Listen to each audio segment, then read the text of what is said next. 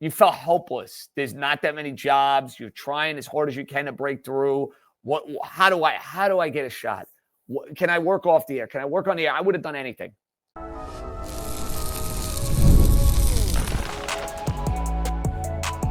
You are Locked On Yankees, your daily New York Yankees podcast. Part of the Locked On Podcast Network, your team every day. Welcome to Locked On Yankees, which is part of the Locked On Podcast Network, your team every day. Thank you for making us your first listen every day. I'm Stacey Gotsoulias. The NFL playoffs are almost here, and it's not too late to get in on the regular season action with FanDuel, because right now, new customers can finish the season strong with $250 in bonus bets if your first $5 bet wins. Visit FanDuel.com to get started. With me, as usual, my co-host Brian McKeon, but we also have another guest with us. Brian, Stacey, shall let's we get ready? Yeah, Stacey, let's get ready for a fun one. Yeah. Before we get started, don't forget, subscribe to Locked On Yankees on whichever podcasting platform you prefer. Subscribe to our channel on YouTube, like our videos, hit the bell so you're notified whenever our videos go live. We passed 8,100 this week. Thank you so much. You guys are awesome. So today's show, our interview with the person you're looking at right now, it's JJ After Dark from Spotify, formerly of WFAN. Brian, do your wonderful intro for JJ. Yes, so Stacey, our second guest of the Locked On Yankees interview series, is one of the most popular sports podcasters in the industry. He's going on his fourth year hosting New York on The Ringer and Spotify after spending nearly a decade prior at WFAN. He's also made a name for himself on the sports gambling industry, appearing on East Coast Bias, The Ringer Sunday pregame show. And if that wasn't enough, JJ, for you can also find him on SNY on your TV regularly. He's a 2010 Syracuse grad, a Las Vegas expert, and if you miss him in any of the dozens of places that I just missed, I'm sure you can find him hitting 120 on a golf course somewhere near you. Pleased to welcome my good pal, JJ After Dark. JJ, thanks for joining us. That's a fabulous introduction. I think you guys covered the bases every which way. Thank you for having me on. Merry Christmas, Happy Holidays to you guys, and looking forward to chatting. Let's rock and roll. Same to you. So your career obviously fascinates anyone in our age range. Around everybody that's in my age range knows who you are in the industry, which is so damn cool that I get to call you one of my friends.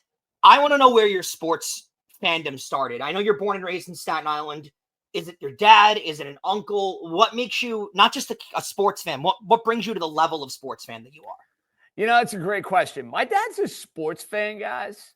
He's more into it now, to be honest with you, I think, than he was even 15 to 20 years ago. Like, he texts me now every night about games and has takes and has opinions. But I would say when we were growing up as kids, he was a casual sports fan. You know, he's working 2 jobs. He's trying to figure out what his life is. But he introduced me to all sorts of great Yankee history lessons. And you know, I grew up watching Don Mattingly and Paul O'Neill, and it really started, I think, with like the 93, 94, especially the 95 Yankees. And, you know, that kind of led to this sort of insane, fanatic persona that I've taken on as a sports fan basically for the rest of my life. I'd say, without question, it started with baseball. Then it evolved, and, you know, you had my love of Dan Marino, and then, you know, obviously the Knicks, who were great in the 1990s, and it just kept growing and growing and building, and it's all I wanted to talk about. It's all I wanted to know. So you went to Syracuse. What went into that decision? Was it purely that you wanted to do sports radio and it was the best place to do it? Was it because of Carmelo Anthony? What were the reasons? Because let's full disclosure, and I said this last week, I went to SUNY Oswego for broadcasting because I was obsessed with ESPN growing up. So that was my choice. That was the reason why I picked Oswego, and because I couldn't afford, nor did I have the grades to get into Syracuse. So what was your decision-making like? So, Stacey, I kind of came to the realization, Brian can tell you this because he played men's league baseball with me for a couple of years. I knew probably in middle school or high school, okay, I don't think I'm going to be playing center field for the Yankees. So once you come to that sort of come to Jesus moment, you kind of start thinking, at least I did, in that like 8th grade high school range. Okay, what do I want to do when I grow up? What do I want to do when I finish up school? And I wanted to be a broadcaster. And to me, I fell in love with listening to WFAN, falling asleep. I'd listen to the games. I'd hear these guys and gals do shows, and I'm like, wow, this is a job. This will be pretty cool to do. So, in high school, I was like, all right, who has really good sports broadcasting programs? And Syracuse was number one on my list. I did you couldn't Google as much as you can now. Like it was very, very different. I know I'm going to sound old and that's how the grades are coming in, but you had to go through books and do research and all these weird insight. You couldn't just Google, hey, who has the best sports broadcasting program? Who are famous alumni that go to schools? Kids could do this now in their sleep. I was kind of that last age that didn't necessarily have all of it, a little bit of Google. But Syracuse was the school for me. I applied, full disclosure, didn't get into Newhouse on the first try, and I was pissed. I was really, really upset. I got into Penn State, great school. My sister goes there. Got into Fordham. My brother-in-law went there. My father-in-law went there. A bunch of buddies went there. Amazing, amazing broadcast program. You guys know Emmanuel, Shackle, Kay. They got their little mafia as well. But I really want to go to Syracuse because it was the program, yes, but it was also big sports. I wanted big sports and a campus. And truth be told, I just want to get out of New York City. I've been here my whole life, lived on Staten Island. But why do I bring all this up? So I couldn't decide between Penn State and Fordham. I had no idea where I was going to school in May. Got a call coming home from school, middle of May, end of May. I got in on the wait list, and basically I told my parents, well, we don't have anything to worry about now. We're going to Syracuse. But, yeah, it definitely shaped all of the experiences I had leading into what I get to do now because I felt like I was ready for it. I felt like I was prepared for it. And that school, not just in the classes that you take, but the sort of competition and the sort of environment that you're in at the student radio stations, it really, in many ways, brings out the best in you if you have it in you. So you mentioned WFAN and falling asleep listening to it, really kind of the same childhood we all have when it comes to listening to sports radio. But there takes a certain level of ambition to actually think I could do this for a living and I'm going to be one of these guys doing this for a living because so many kids around the country want to do this and they never get the opportunity to. You win the Fantasy Phenom contest with Francesa. It gets you a chance on the air. Take me through that process, though, because even when you win the contest, you're not thinking you're going to turn this into a career all of a sudden. So what's the process of winning, applying, and then actually building it? Okay. I want to take you back first, Brian, before we go into that, because I think it's important. I graduate Syracuse, and I'm doing all these great shows. I mean, I'm doing a post-game show from the 6 overtime game at the Garden. I'm doing shows after big basketball and football games. I'm doing a Saturday morning show. Yeah, it might have been a Saturday morning show after one too many Miller Lights Friday night at happy hour, but be that as it may, we did outstanding Saturday shows. What? I thought I was ready right out of college to work anywhere. I really believe that. It was not cockiness. It was not entitlement. It was, hey, I'm doing this at Syracuse. I'm simulating what you would do in the real world. I can do this. I believe that I can do this. And that year out of college, man, it sucked. I can't sugarcoat it anymore. It sucked. Because you felt hopeless. There's not that many jobs. You're trying as hard as you can to break through. How do I get a shot? Can I work off the air? Can I work on the air? I would have done anything. I mean, this time of year, I always kind of brings me full circle because the first few months out of college, I mean, I'm doing nothing. And my parents are basically like, I want to kill you. Get out of the house. You need to start making money. You got student loans to pay. So I took a job doing announcements at the NBA store. And I'm like, damn, man, I'm commuting from Staten Island and with a Syracuse Newhouse degree, and I'm going to the NBA store to work. I'm like, I should be working in the business. This is what I should be doing. What is going on here? So long story short, I got a little summer job covering some sports down the Jersey Shore for the Patch and the Asbury Park Press, and it was great. I made no money, but I was down the shore covering sporting events, and, it wasn't what I wanted to do, but when you go from not working to just having that little side gig, it was like, this is exciting. All right, maybe this will lead to something. Who the hell knows? Why do I bring it all back to the Fantasy Phenom? So I saw Fan had this competition, Brian, and I said, you know what? I'm going to go out for it. Why not? I could do this. Why not? They had auditions in shopping malls. You did 2-minute rants. You didn't know who was listening. I knew Chernoff and Spitz were there, but did they really listen? Are they just really going through the motions trying to get through this? there's all that. But I worked my way through the competition, hundreds of people at the shopping mall. Then it cut it down to 50. And then it cut it down. When I made the final 5 at Bar A with Mike, I'm not going to lie, gang, I felt really good about it because I said, I'm going to kill this. Like, I'm on Mike's show. Like, I'm good. I don't get nervous. The only time I was like, oh boy, I look out at that crowd at Bar A, and you got to understand, Bar A, the place is mobbed. There's thousands of people in the crowd. They're drunk. They're yelling at you. And I got Mike, of all people who I've never met, sitting right next to me. And I'm like, I better not screw this up, man. And thankfully, I did a good job. And yeah, you're right. Like, I thought for sure it would lead to my next job in the business. I didn't know what that was going to be. I didn't know it was going to be there. But I said, okay, 1 hour or 2 hours a week, 1 day a week, 2-hour show. I'm going to kill this. And I felt good by like the first month or two. They were giving me fill-in shifts where I'm like, okay, they're not just giving me this 2 hours like as a novelty. They're actually having me as a 22-year-old, 23-year-old fill-in. So by the end of that year, I felt like whether it was going to be there, Brian, or somewhere else, I was like, okay, I'm going to be working in the business. I can do this. There's no doubt. Interesting. I love it. It's such a crazy, unbelievable story that comes out of nowhere. I mean, you're perfect for the job, and we all know that. But it's just the way that you got in there is so different than anybody else. It's unbelievable. We got to get to a break here, but we will on the other side get into more of your WFAN career for sure. Don't forget to subscribe to the channel, hit the like button on our videos, just hit the notifications so you know when our videos go up. You can also join the Locked On Yankees Insiders Club. That link is in our description. You can get texts from us. You can text us questions, comments, and reactions to trades and signings. We set up the lineup during the season every single day as well. There's roster moves, breaking news. So you don't have to check social media ever. There's a 14-day free trial. Coming up, we'll dive into some of JJ's biggest controversies at WFAN. Did Rocket Money help you find any subscriptions you forgot about or that you were paying for twice? That definitely happened with me. I had a few subscriptions that I didn't even realize I was still paying for. And Rocket Money made it so easy to track them all down. It's like having a personal assistant for all of your finances.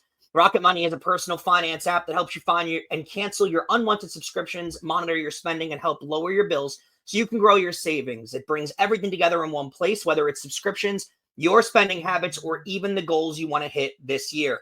Rocket Money has over 5 million users and has saved a total of $500 million in canceled subscriptions, saving members up to $740 a year when using all the app's premium features. For me, one of the best features in the subscription tracker, I've used it to cancel several services I wasn't using anymore, and I've already saved a ton. Plus, with their goals feature, I've been able to automatically set aside money for my future. No more stressing about budgeting every month.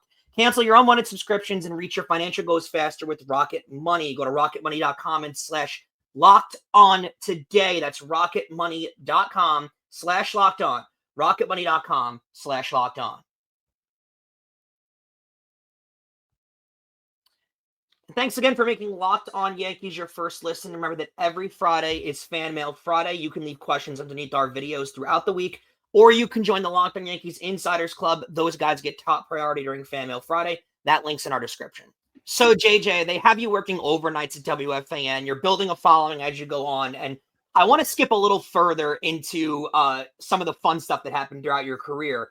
They have you moving over when all WFAN's lineups are shifting. Francesa goes through his retirements, and they have you do a couple of shows with Maggie and Bart in the middle of the day. And full disclosure, I think everybody, at least in my age range that listens to WFAN and was really big on it, thought that you and Evan was the match made in heaven for an afternoon drive show. It all seemed like it was gonna go that way. We all thought it was going that way. You guys root for opposite teams. You're both these vivacious personalities.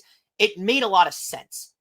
And it never really happened. I think there were a couple of shows you guys did together, but it never really fully happened.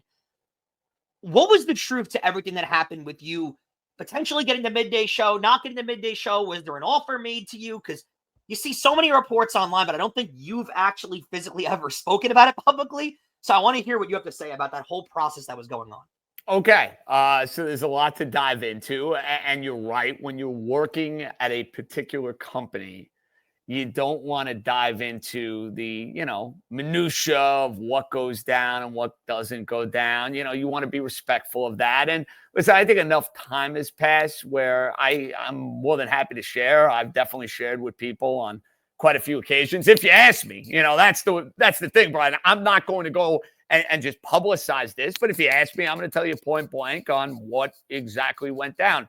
Yeah, I loved working with Evan. I thought we did phenomenal shows together. I think, we were like-minded. Obviously, we root for very different teams, but we're kind of sports junkies. We watch everything. We're just nuts in that regard. So, like, when we did shows, I thought it was perfect. I have to be fair on this. I did midday shows. What was this? The summer of 19 with Bart by himself. I enjoyed them very much because they were outrageous. I never knew what he was going to say. He was a firecracker. He was a pleasure to work with. And I easily would have, in an instant, worked on a two-man show with him, no problem. Now, let me make something clear with Maggie. I worked with Maggie on a network. We got along great. She's a pro. I found her incredibly likable. When we did the three-person show, it didn't work. That's it. It didn't sound good. It sounded very rehearsed and forced. My thing with radio, and I don't work in that industry, but now I work in the podcast industry where it's very similar in that regard. I need free flowing. You want to tell me, hey, we're going to hit on these 4 or 5 topics. This is what we're going to do for the show. Great. This is not television. I am not in a situation where, hey, at 8:01, I'm doing this. At 8:20, I'm doing that. Oh, at 9:05, I, for one, don't operate that way. It just doesn't work for me.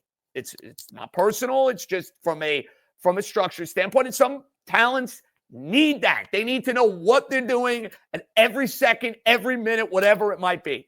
For me, and like the shows that I've done that have been successful, you write down 4 or 5 things. Hey, this is what we're going to hit on. I don't need to rehearse and practice what we're going to do beforehand. Let's turn the mics on. Let's start the show. So, I did the 3-man show for a week and I didn't love it. Then a month or 2 later passes and yeah, I was asked if I would be interested in doing the middays with Maggie. And it was a 2-person show. It was a little different. But after going through that week, I was like, I don't think this is the right fit for me. Again, nothing personal. I didn't think it was the right fit. Now, people say, oh, I didn't want to work with anybody. Wrong. Nonsense. I work with people all the time. I work with multiple people now when I do podcasts and television shows. So I don't think that's necessarily the case. It just wasn't the right fit. I said, I'll keep churning, doing my thing, and maybe there'll be another opportunity down the road, whatever it is. I wasn't thinking, afternoon drive or leaving or whatever the case may be. Just at that particular moment, I didn't think it was the right fit. That's all. How difficult was the decision to leave WFAN, and how did The Ringer pop up? So I wasn't actively looking to leave. Let me make that perfectly clear. I was very happy doing what I was doing. Now, I kind of thought I'd have a good chance to maybe work my way into the afternoons. That went out the window when Craig got out of prison. So obviously he was going to be on in the afternoons. And I said, okay, that's an avenue that's not going to be there. Who knows what happens? I'm doing A-okay in the evenings. They gave me better hours, gave me a little bit of a raise. Like I was very, very happy. I thought I would work there forever.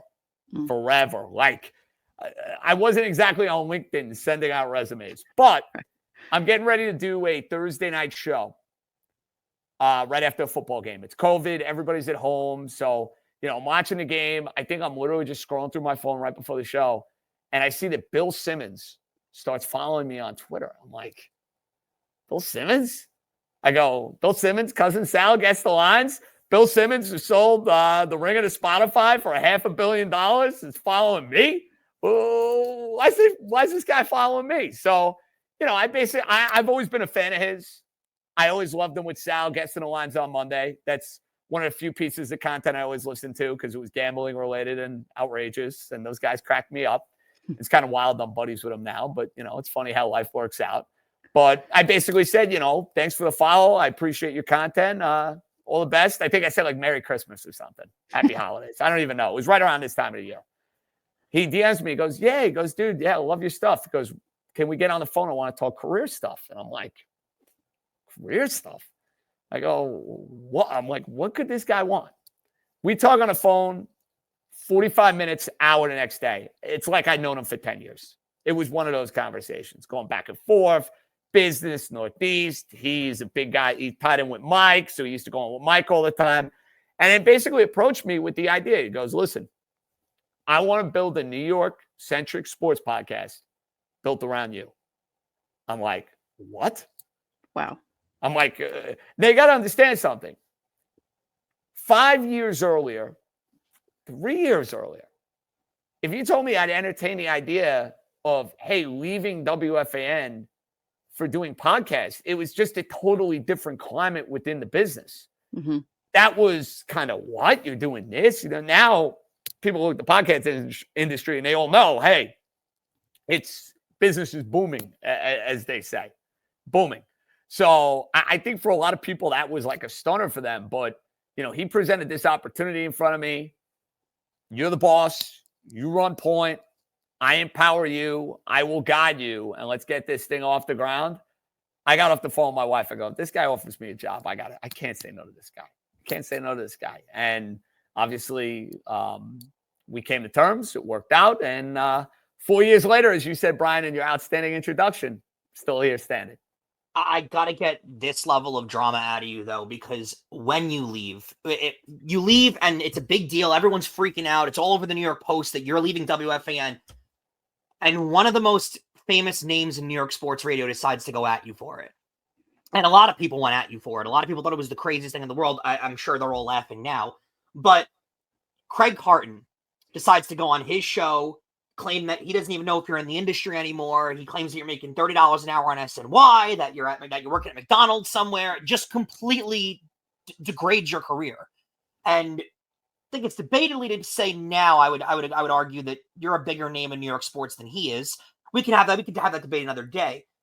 But I want to know what it was like for you to see that, wake up in the morning and see Craig Carton attacking you on his show, but also your reaction, your follow-up is so legendary among people to have the guts to go at a guy like that and a name like that. I just want to know what was going through your head. Was it full pissed off the entire time, or was it calculated? I got to know what was into that, because it's so fascinating. Okay, so I gotta correct something here though first. Okay, Brian. This happened a year after I left. So this was not in. I went on their show right after leaving, which I found incredibly uncomfortable, because it's like, do you guys want me to do this? But I have a lot of respect and admiration for Mark Chernoff. So when he mentioned the idea to me in, March of 21, I did it. He was incredibly cordial, Craig. Like, he mentioned the gambling stuff, which kind of rubbed me the wrong way, but like, it was fine. Like, we're fooling around. Like, it was all good. I had no issues. This was in 2022. I'm in Florida on vacation. So I'm down for a Dolphin game. I think me and my wife were driving to Disney World. So we were going to go to Disney for a day or two. And I get a call from Joe Beningo. And Joe comes on my podcast every week. So we both, the whole deal. Oh, am I allowed to curse? Am I okay? I can bleep it. It's okay. All right, there we go. I don't want to get you guys in trouble. BS, the whole deal. So he calls me and I'm like, oh, he wants to talk football, whatever. And he goes, that guy in the afternoon was going after you. And I go, what do you mean he was going after me? A lot of times I don't really care about this sort of stuff. But then when he told me the context of the comments, it really ticked me off. And it really ticked me off because I can take a joke, but he was doing a show on my network on SNY. And people here work on that show and want to make it the very best it can be, and basically belittled and disparaged anybody who works in that building. So I think that, combined with the fact that I'm on vacation and now all of a sudden I have to deal with this. Now, when I'm on vacation, I still do podcasts. Like, I like to work. So I made time on Thursday morning to do podcasts before we did the Epcot around the world and had 10 zillion beverages and walked out of there a little loopy. So I wanted to make sure I got the pod done before that. However, that was not going to ruin my trip. So at that point in time, it was like, this guy, you went after me. I'm going to go after you. Sorry.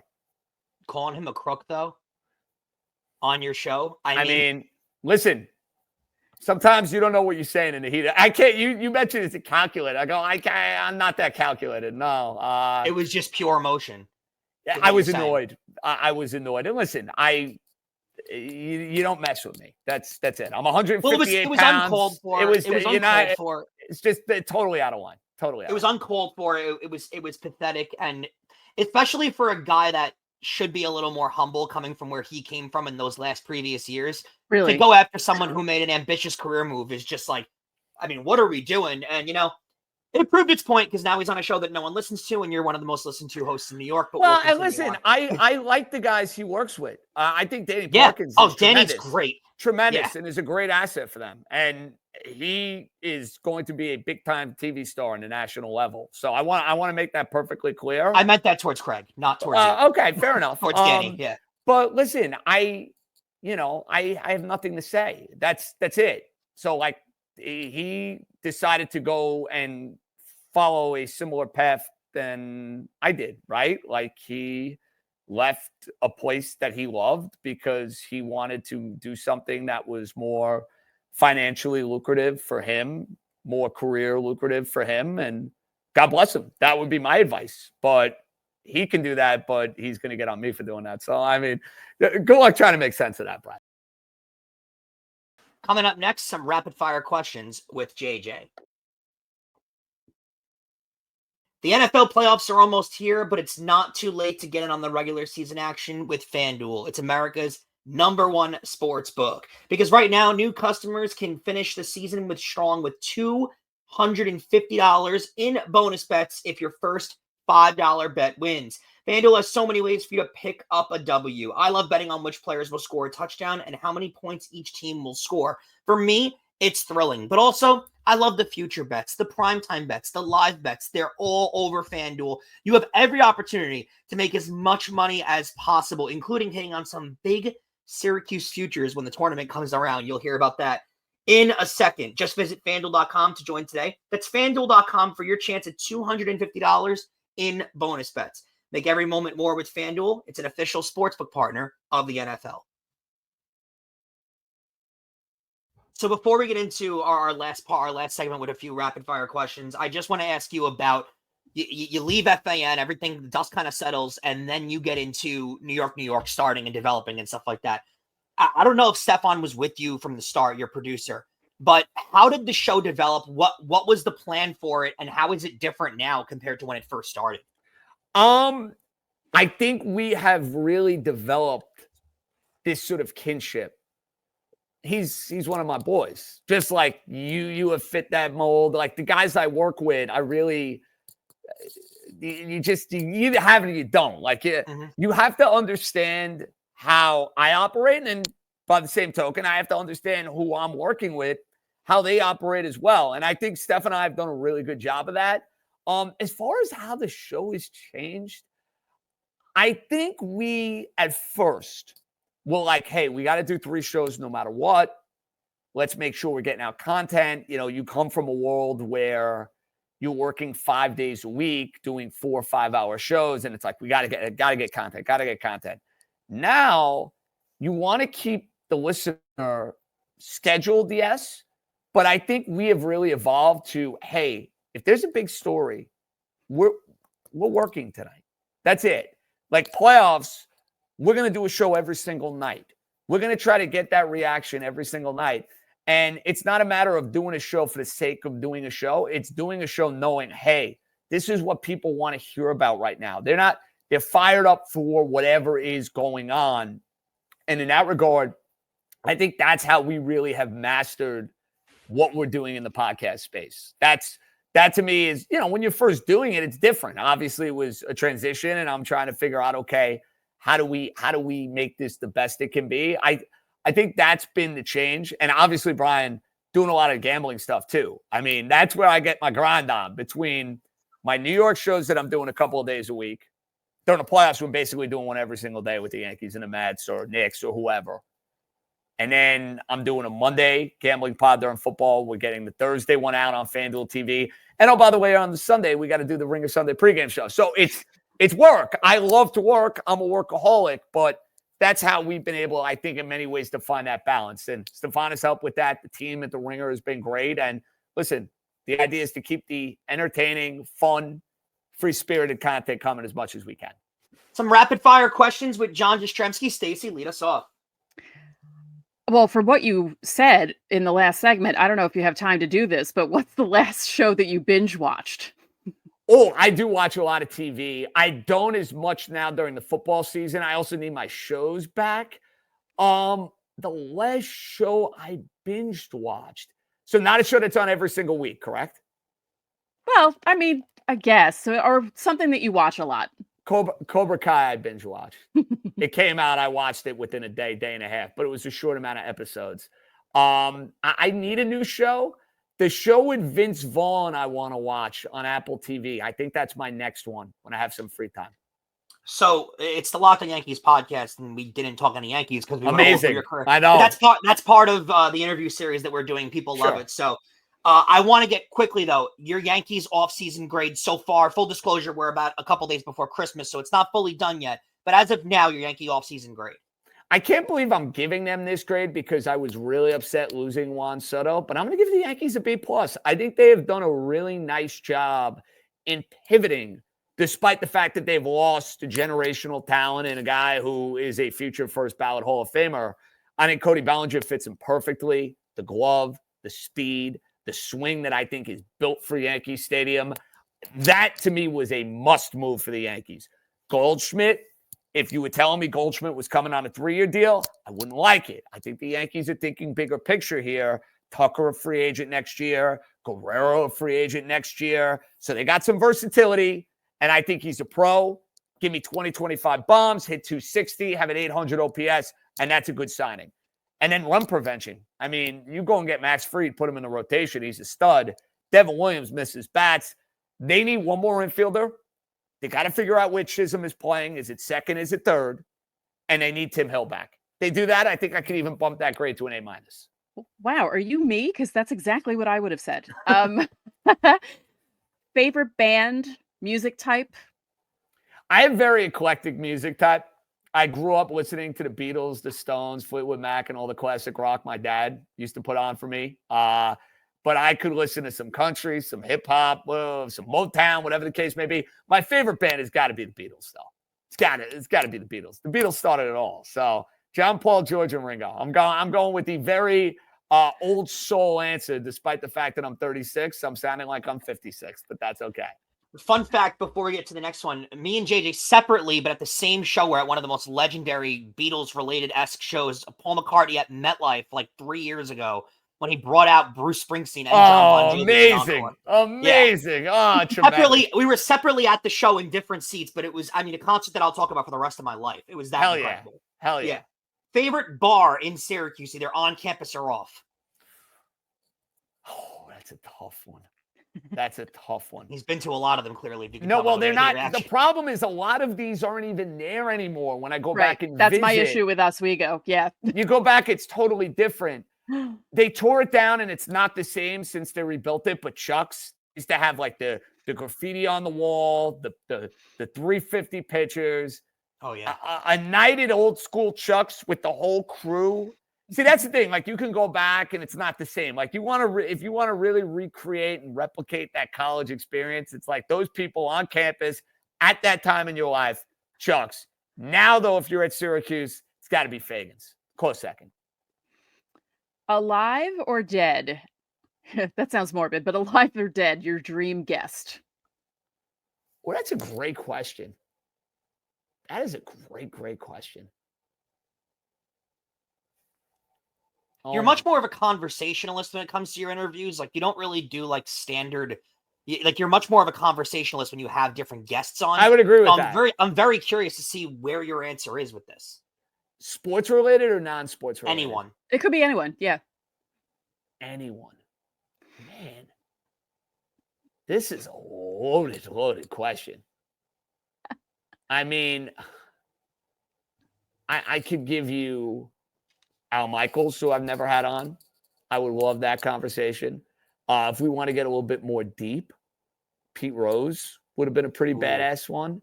That would have been the perfect guest for you. Thinking about I'll give you another one who's dead. Howard Cosell. Yeah. Oh yeah, very similar energy. Would have been great. That's what I mean. These are all three. Like I'm lucky enough where I feel like a lot. I'll give you one in the Hollywood world. Larry David. Okay. Wow. Yeah. That's. I think he might hate me by the end of it, but it would be fun. And I would enjoy that. Yeah, he'd be sick of you by the end of it, but it would be 100%. 100%. What's your dream job in the industry? What's the perfect role that you would fit into? Wow. Kind of feel like I have it. I mean, I do. I can't think of another job. In all seriousness, it's not some kind of sports TV host or like your own kind of roundtable thing. I don't know what it could be. I feel like the only role I could picture you in is the role you're in now. That's what I mean. But there isn't a different kind of role. If you want to tell me I get to do a daily, TV show myself, that's headlined by me. Like, I mean, that would be pretty amazing. But like, I'm on TV. I work with great people. My podcast company, I love working for Simmons. I love doing the show with the Wise Guys and with House and Raheem, and then work in New York, which is my baby. So I know this is going to sound like a real cop-out answer, but Brian, right now, I kind of feel like I got the dream gig. I really do. Interesting. Best sporting event you've ever been to and the best one you've ever gambled on? Oh, wow. That's a great question. The best one I've ever gambled on was my Syracuse future to make the Final Four in 2016. Big one. Which paid an outrageous price. And I didn't take it right at the start of the bracket, but I took it after Michigan State got knocked off by Middle Tennessee. And I kind of saw the path, at least for Syracuse, to get to the Elite Eight. I think I got at least 40-1. At least. Yeah, that Friday and Sunday, they had two of the most epic, iconic wins in program history. So from a gambling sense, that's got to be it, because it's also my school, my alma mater, and they made the Final Four and made me a boatload of money in the process. Honorable mention would probably be the Raven or Rams Super Bowl runs. Raven with Flacco. Giants gave me a good one too with Eli that second year. They were hot. It made me a lot of money. But sporting event I ever attended, the 6 overtime game is really, really tough to top. It's really, really tough to top. Yankee Game 5 comeback. We were at that one. That was a great one with Sanchez hitting the ball. That's probably the most fun, Brian, I've had in the new stadium for a game. That game and the Didi Gregorius wildcard games. Those two definitely come to mind. And I'm probably blanking on one in the old stadium. Best regular season game I ever attended in the old stadium was when Melky Cabrera robbed Manny Ramirez on 6606. 6606. Regular season game, that was pretty epic. Sitting in the right field bleachers for that one. So there are a few. Last one before we get you out of here, JJ. The best resort in all of Las Vegas. Ooh. It really depends on your preference. I love the Aria. I love Cosmo, but I'm a sucker for the Wynn Encore. The problem is with the Wynn Encore, you're so far down the strip, it's tough to bounce and walk and kind of get a feel for a bunch of the different casinos. So I think if you want to really bounce around and enjoy the vibrant strip, stay at the Aria, the Cosmo. Yeah, I'm a Caesars guy, but I totally agree. The middle. But Caesars, you could throw that in there too. But like that to me is where you want to be, because you're middle strip and you can hit up 8, 10, 12 different casinos if you'd like. So thank you for making Locked On Yankees your first listen today. For a second listen, find Locked On MLB. Baseball guru Sully brings a daily blend of humor and baseball, keeping you updated on every rumor and story throughout the offseason. Find Locked On MLB on YouTube or wherever you listen to your podcasts. That'll do it for this edition of Locked On Yankees. I'm Brian McKeon. And I'm Stacey Gotsoulias. We will see you for Fan Mail Friday. Thank you, JJ.